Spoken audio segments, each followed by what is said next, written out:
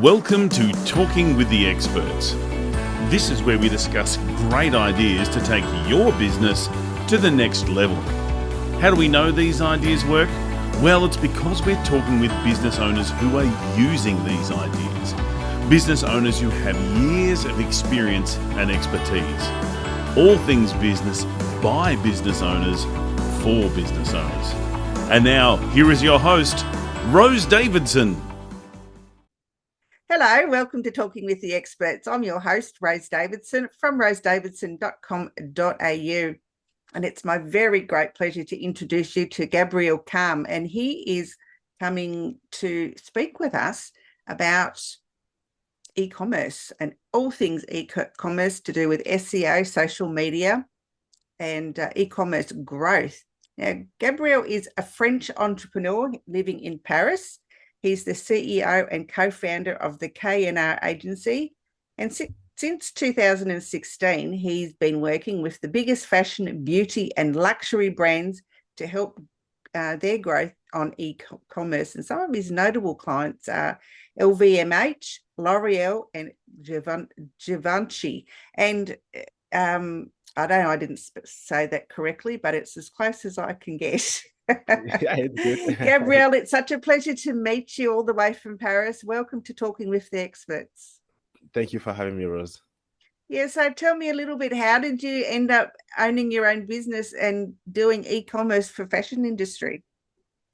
Well, it kind of happened organically. I was always a big fan of digital. Like I was kind of like a geek when I was growing up, really always on my computer. And when I moved to Paris, my first job was by chance to work in a fashion, for a fashion brand, for a fashion company. So I got just in love with the process, with the universe. So I started to freelancing with it. I got coupled with a friend of mine who's now my business partner, Antoine Roffler. He's doing mostly like the design for us at the beginning. And that's how we ended up, starting a company in Paris, working in fashion, which is not a bad city, I guess, to start this kind of business. No, well, Paris is one of the fashion capitals of the world, so you're in a good place to be, and what an exciting industry that it is to work in.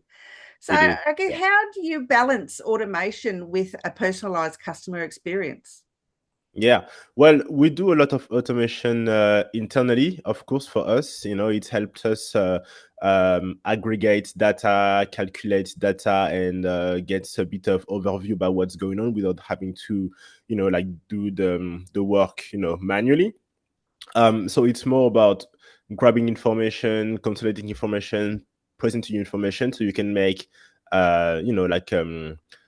like a good decision. But then when it comes to the human interaction, it's always better when it's a human touch, or if it really really looks like a human touch, which is really funny to do now with AI. So yeah, it's kind of like the I don't know, both sides of same coins. I would say, like, they both take place.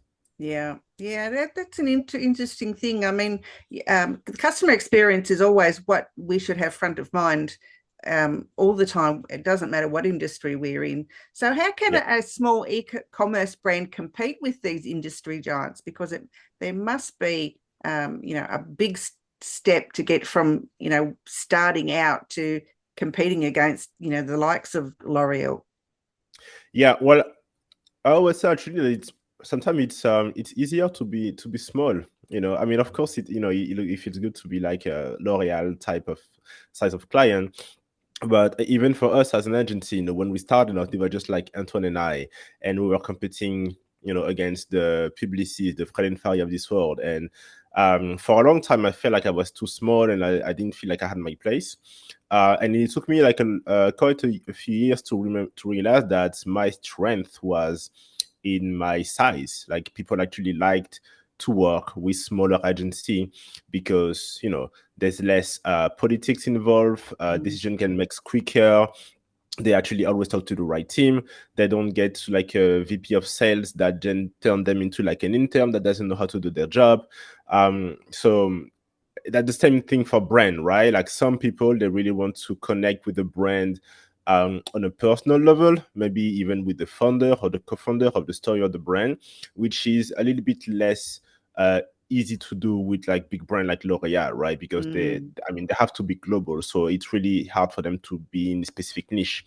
So I always say when I talk to small brands that I'm coaching, like when it comes to the fashion, beauty, and luxury industry, like embrace your small size, make it your strength, because you're gonna attract the people who are actually looking for brands of your size. So yeah, it's kind of like flipping the thing around, like trying to see the problem in another way in your mind, and then it becomes a strength instead of a drawback. Yeah, and I guess that's true for all industries. I mean, if we work to our strengths and you know find our niche audience and keep targeting them, we will become better known, and we can grow our brands in that way. Yeah. Yeah. So what are Yeah. some of the biggest mistakes, Gabriel, that entrepreneurs are making when they're launching their online stores? I think one of the main mistake that I see people do when they launch an e-commerce website is they try to do everything on their own. Like they don't try to delegate; they try to do everything on their own, and it's such a sure path to failure. But even when they try to delegate, to do everything. And trust me, I'm a culprit of that too. I've been trying, I have way too much idea, and I'm trying to do everything at the same time. But for example, if you wanted to like a specific, subject, I always say brands when they're really starting out, when they really want to get known, it doesn't make sense for them to be present on all social media platforms, because you have the Facebook here, the Instagram here, the Snapchat, the TikTok, and whatever, and they're trying to do everything. I think they should really focus on maybe one or two platforms. They should really try to be good at it, get an audience over there. And once they have the status, when they have the thing going on, it will be very then easy for them to kind of like dilute the audience and go to other platform. But yeah, my advice would be, if you're just starting out, don't try to be everywhere at the same time. Focus on one to two platforms like Instagram or maybe Pinterest. If you're doing fashion, for example, that would make sense. And focus on that before you go and try to do the YouTube reels, the podcasting, and like the YouTube and whatever. Yeah, it's interesting because a lot of people that are starting out, they want to throw mud at everything, and they want to be everywhere, as you said. But how can they compete with these people that are getting thousands of views on their their content?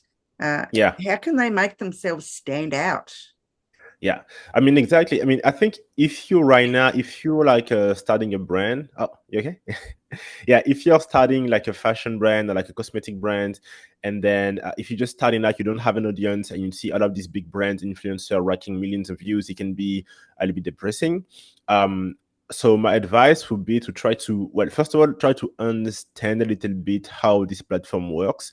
There's a lot of resources online when it comes to YouTube video, blog article to explain to you exactly how this platform works. Try to get resources that are recent, because this platform evolve a lot, like kind of like the game changes every 6 to 12 months. So try to understand how they work, and don't be discouraged if your first post doesn't make like millions of views. Hopefully by posting not consistently, but posting multiple time and trying to improve it every time you post, at some point you will find a success if you really try to improve the post one by one. You try to understand what makes a good post and why does the algorithm reward this post instead of this post with views.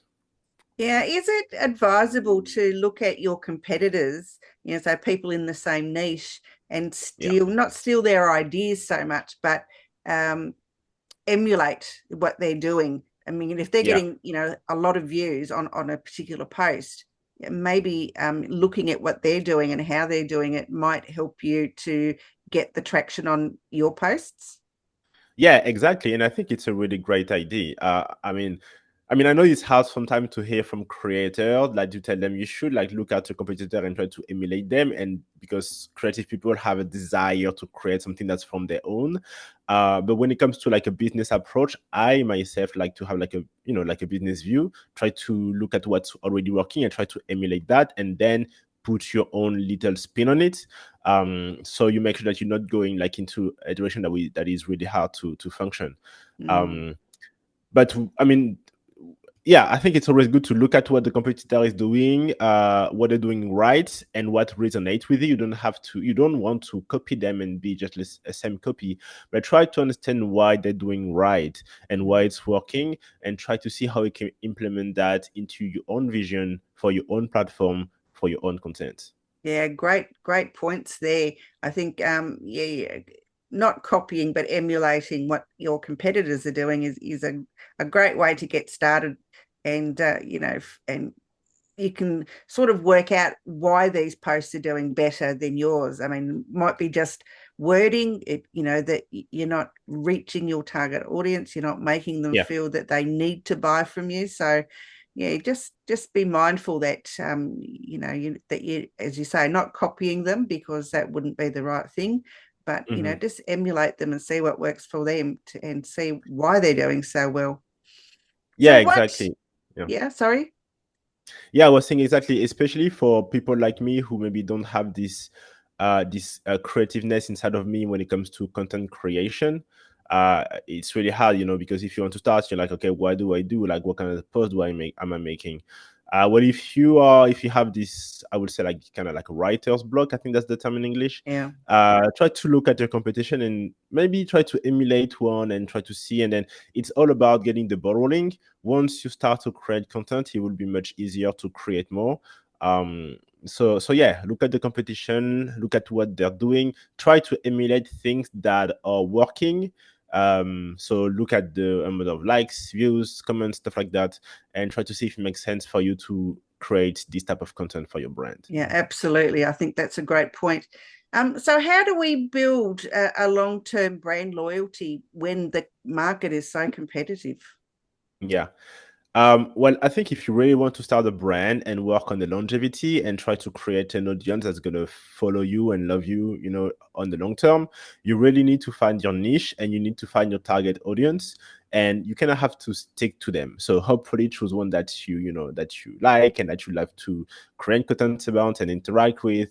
It's not always the case, but I feel like people, when they found a new brand that they like for some reason, if the brand stays loyal to this reason, I think they're gonna keep following, and hopefully if you have the right product to sell them, they will keep buying and buying for you, because they have this kind of like emotional connection with the brand. So yeah, I mean, usually I would say for a brand, it's really good to have values that you can communicate. It's also good to have uh, an identify type of audience. You could be targeting people who really really love fashion with Italian vibe on it. You can really talk to people who are more like into the gothic world, and if you stick on that, and if you talk to these people, hopefully they will react positively to your content, and that's how you create a brand that has like a lasting a lasting experience. Yeah, that's right. And you've got to really know what your niche is, don't you? You can't sell to everyone. When you're starting out, you've got to find a particular demographic, I suppose, that you want to appeal to. And then, once you get better known, then you can broaden that and make it, and expand your niche. And, then you can sort of cater to more people. I think that's probably the best way to go. Exactly. Yeah. So, Gabriel, we've got a lot of social media platforms to choose from. But if you're going to launch a luxury e-commerce brand, what are the best ones? When it comes to e-commerce platform right now, I'm seeing a lot of premium/luxury brand who tend to navigate towards a platform like Shopify. Platform like Shopify, it's like a CMS for e-commerce. especially right now, like in Europe, within the past 6 months, they've been doing like a lot of sales and marketing to be known on the market. And it's a platform we've been using for a long time. We're actually like an agency certified partner. And it's a good platform because the barrier to entry is very low. It's really easy to install, to configure, and to understand. Compared to other software that we've been using in the past for luxury brand, like a Salesforce Commerce Cloud, or this kind of like a Hybris, that are really, they are really expensive. Like the license fee are really expensive. It's harder and harder to hire people who actually know how to use the platform. So if you tend to build like a big team, you can have trouble finding talents to help you manage that.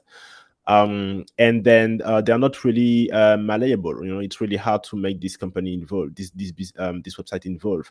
We have clients that we're working with. They've been doing like a migration on Salesforce for a year now, and it's not live yet. But when it comes to Shopify, we just released one in 2-3 months. So I feel like right now, I mean, of course, we can see the web is changing, digitally changing, e-commerce is changing, new software are coming up every month at most, especially with AI. Now we're going into like a new era. So we are seeing like a shift in the way we use software and the kind of software we want to use. I think right now software should be easy to use, have a lot of a nice ecosystem to have lots of apps and creators and developers who want to contribute to that ecosystem. And that's the case from Shopify with the app system in the marketplace. So yeah, I do believe this kind of platform are probably going to be there for the future. In the next year, we're probably going to see like a lot of brands, even big brands, starting to leave this big software like Salesforce because they're really expensive and hard to maintain, and move towards this platform that are a little bit more agile, like Shopify, or maybe BigCommerce is also like another example. But I do believe right now Shopify has the best momentum. Yeah. What about WooCommerce? Is WooCommerce any good for having an e-commerce brand? So WooCommerce, I kind of have like a love and hate relationship with this CMS, because when I started, I think I actually did contribute some codes to the WooCommerce because I used to work on this platform a lot and I used to be like a developer, so and it's open source, so everybody who knows how to code can code, and I think there's some of my code in the software. So I used to love it a lot, and I used to use it for my first project when I was doing a freelancing. The issue that I have with WooCommerce and overall with WordPress is that it's really easy to use. It's really hard to use, sorry, for like a non-technical person. When you really want to manage the design, Yeah. So right now, for example, on WordPress, I think the main tool to build website is like Elementor or Divi or stuff like that. And I don't know. I don't like how they work. I don't like the fact that there's no separation between data and the design. That's not what the CMS is supposed to be like, right? Yeah. And that's the problem with WordPress. WordPress used to be like a blogging platform. Then with this plugin WooCommerce, it becomes like an e-commerce platform, but not really. So I mean, we still have people who have WooCommerce website and they make a lot of money on it. They're able to sell. But once they're able to switch to like a platform that have been engineered and designed for e-commerce, like a PrestaShop maybe, or like a Shopify, or like a BigCommerce, they see the change. There's less bugs also on these platforms. And when it comes to security, I mean, how many websites on WordPress get hacked? Like every year. We just got contacted by a client the other day because their WordPress got hacked because it's a really popular platform. So hackers, they have a good incentive to actually try to find hacks into it. And because all of the plugins, all the themes that they release, they don't really nobody really checks the code. Nobody makes sure that they are secure. Nobody makes sure that they're updated. So yes, it's a free platform, but then really maintaining a platform like WooCommerce at scale, it's really, really hard. And so if people want to do WooCommerce, I think it's good. It's not the one that I would advise. I've tried that, and like a lot of people, when you move to like a platform that is really into e-commerce, life is so much easier. Yeah, it's good to know. Thank you for sharing that. Yeah. So how much so how do we use our social proof to promote conversions, with our e-commerce? Well, if you want to improve your sales on e-commerce using social proof, I think there's two ways that I can tell you how to do it. The first one is reviews, right? Reviews are really, really important on the web page. So you need to have review on a product page. Even if you're selling virtual products, services, it's really good to have these reviews. People really look for reviews, the 5 stars, the stuff like that, the average. And we know that because it works on Amazon, and Amazon is a good example of how to make people buy and buy and buy again.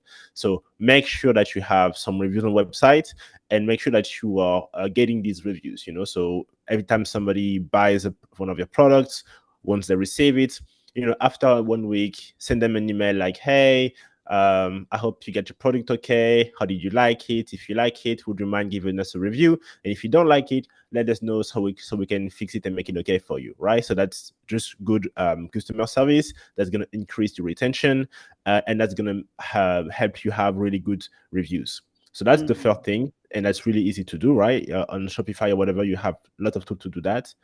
Like the Yopto, the Yolo, they're really good at it. And then the second one I would say is UGC content, especially in the fashion and beauty world.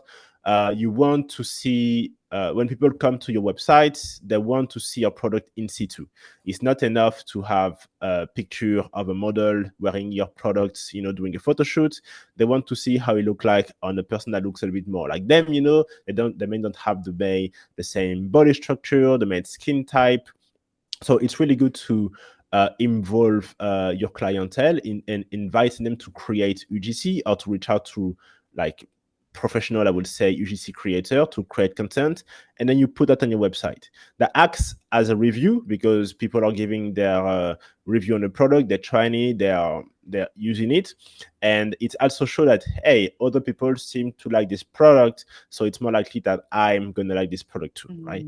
There's nothing worse than a product page with no review and no UGC content. It's just going to be really hard to have like a new customer who doesn't know you, doesn't know your brand, buy into it if you don't have these elements. Yeah, absolutely. No, and that's a good point too, because quite often you go to an e-commerce site and you find something that you like, and quite often I look at the reviews of that particular item because I want to see, well, what are people liking about it, or what what are they disliking about it, especially if it's going to cost me a little bit of money. So not, if it's less than $100, I probably wouldn't bother, but if it's in the thousands of dollars, I would look at the reviews on that to make sure that my money's well spent. Yeah, exactly. So I guess the final question would be, what common e-commerce pitfalls should new entrepreneurs avoid? So what pitfalls should entrepreneurs avoid in the e-commerce world? So what are some of the common e-commerce pitfalls that people should be avoiding? Oh, okay. Oh, yeah. What are the mistakes that entrepreneurs do in e-commerce and that they should avoid? We actually released like an ebook with the 11 fatal mistakes that beauty brands actually do. Maybe we can put a link somewhere how they can ask me on LinkedIn or on Instagram so I can send it to them. One of the mistakes we see like a lot of people doing is that they assume a lot about what their audience wants, when they're looking for, and what they think, and they don't do enough how do you say? I don't want to say market research because that's not the right. That's something that I want to use. But they don't talk enough to the audience to understand what they need. They don't do enough research on their audience. Yeah, exactly. So, for example, every time if you're launching a new product and you get a few new customers, I think your first reflex should do to go and ask them, hey, what did you buy the product? What did you like about it? And are you happy with it? What problem did it solve? And most of the time, people are going to realize that the reason why people buy the product is not even something that they thought of. It's not even something that they were aware of. yeah, that's a really great piece of data to and knowledge to have, right? But if you don't have it, if you don't ask that, you're gonna work your business, kind of like on a whim or on just assumption, and it's really bad. You want to have a data-driven approach. You want to validate all of your hypotheses. So don't be afraid to ask your customer, what about the product, what they like about it, what problem they were trying to solve with it, and then if you do that enough, you're gonna realize that some trends are appearing in the answer you're getting, and that's gonna allow you to maybe refine your positioning when it comes to the brand, or also refine your marketing message. So you might be selling a feature A as a big feature of the product, but if you ask your customer who bought it, you're going to realize that maybe the reason why they bought it is because of the feature C. So maybe it would be interesting to change the marketing and talk about the feature C a little bit more, in a more important matter, to see how the audience react, because they might be more interested into this solution. Yeah, So yeah, I would say yeah. Great tip. Yeah, I think that's probably something that we could all do. Like when we're launching a product, I mean, it doesn't have to be a fashion product, could be any product that we're putting onto the marketplace. We should be asking our audience what did they want? Exactly. Yeah, and give them a snippet perhaps of maybe you've got a new ebook, and give them a brief overview of what the book's about, and say, well, maybe that's not what they want to buy, and maybe that there's something else that could be included, or something that should be taken away. Yeah, exactly. I think like trying to talk to your audience as soon as possible, especially if you're starting a new project or launching something new, it's just going to help you redefine. You don't have to do any guesswork, because I think the guesswork is the hardest part. When you have to put effort into a task without knowing if that's the right task or not. I mean, for me, that's just like an easier way to procrastinate and not even do anything. So, but once I know exactly what my audience is looking for, I have no problem working to produce that, because I know they're going to like it and that's what they want. Absolutely. Yeah, absolutely. Now you can find Gabriel on LinkedIn at Gabriel Kaam, which is Kaam, and you can find him on his website at knr.paris. And you have something that you would like to promote today, Gabriel? Well, generally, we've been working with a lot of big brands and small and medium brands, and right now we are starting like a coaching program specifically aimed to small brands making between like 100K and 1 million a year. So like in the process of beginning, and people who basically want to understand how to grow a brand, how to scale it, because we've been doing that for over 8 years, especially like in a fashion, beauty and luxury industry. So if people are interested into this coaching, they can reach out to me on LinkedIn or on the website, and we'll be happy to help. Wonderful. Have you got anything else that you'd like to share with us, Gabriel? Not really. Have a good day. That's it. That was good to be on the show, Rose. Thank you for the invitation. It's lovely to have you. Lovely to meet you, and thank you for sharing with us. I think anyone that's thinking about starting an e-commerce brand or business will get a lot of benefit out of the things that you've shared today. I hope. All right. Bye-bye for now. Bye. You've been listening to Talking with the Experts, hosted by Rose Davidson. Make sure you have a look at our back catalogue over at talkingwiththeexperts.com, and be sure to subscribe to our podcast so you don't miss out on any episode. We look forward to your company next time.